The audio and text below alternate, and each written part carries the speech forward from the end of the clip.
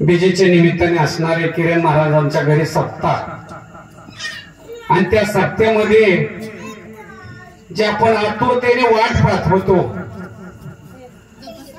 ते राहिले बाजूला, तर हे मध्येच आलं बुजगाव नको म्हणते. सगळ्यांचं चेहरंच पडलं, पण सगळ्यांचं चेहरं जरी पडलं असलं परमात्म्याच्या जर मनात आलं तर तिथं कुणाचं सुद्धा चालणार नाही.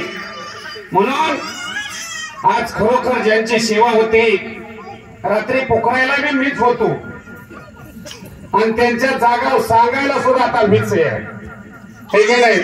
म्हणून आपण रात्रीच विचारायचे गावांचं ज्यांना आपण दैवत मानल्या जातं, गुरु म्हणून मानल्या जातं, त्यांची सेवा आज होते. परंतु काहीतरी त्यांना अचानक अडचण आली आणि अचानक अडचण आल्यामुळे त्यांनी 6 वाजता फोन केला किरणला की किरण महाराज मी काही येऊ शकत नाही, पण कुणाला तरी उभा करा.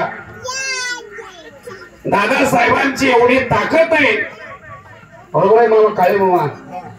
पाणी वाहणाऱ्याला कीर्तन करायला सांगितलं होतं दादासाहेबांनी, तरी त्यांनी कीर्तन करू शकले. मग त्यांचा मी तर कमीत कमी शिष्य तरी आहेच. मला 2 तास चालला पाहिजे बरं का. मला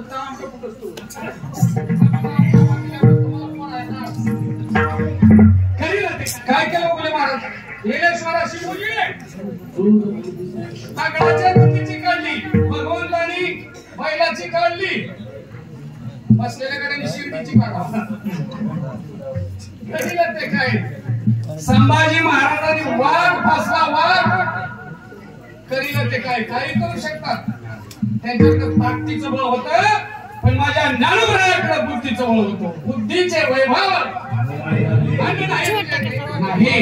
मग त्या देवाचं भजन तुकोबराय कळा लागल्यानंतर भजन करतात आणि त्याच देवाची दादासाहेब नेम चालवतात.